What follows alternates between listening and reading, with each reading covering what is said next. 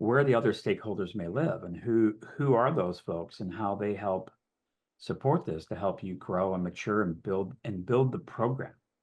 And that's really kind of the thought is around that, how those stakeholders help build the program.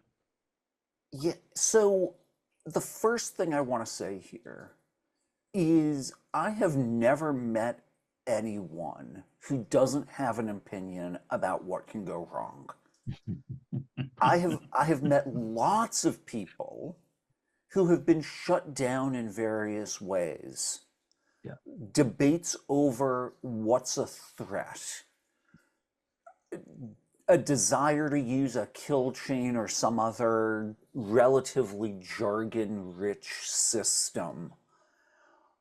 Um, People who are not feeling welcome in the conversation, who don't, Mhm. whose somebody glares at them as they start to speak up for the first time and they shut up.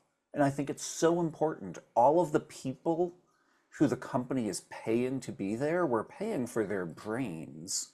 And we ought to encourage them and create mechanisms for them to speak.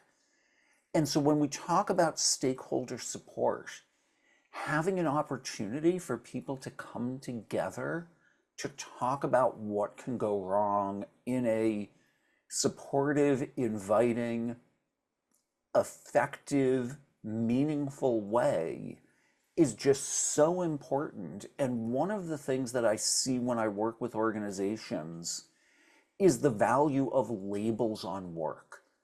In the agile world, talking about backlog grooming, where Yeah. we come together to talk about what we're going to do in the next sprint, makes time for that important work. Talking about retrospectives Mhm. makes time for that important work. And making time for an open discussion across the organization, because no one ever makes time for Yeah. cross-organizational conversation. And that's a thing that can really get stakeholders involved, because if you tell them we care about what you have to say, you demonstrate it, you capture it in lists, and then when we get to the what are we going to do about it question, we address it, they feel, hey, this program is going in a better way. I feel it's more likely to succeed because we're managing these dangers. And that, getting that stakeholder support leads to defining the scope of the program, right? Because we want Yeah. support from those folks. We need to scope them in. We need to, this is the, I'm going to invent a word, we need to methodologize them in. We need to create Yeah. methodologies that give them a role.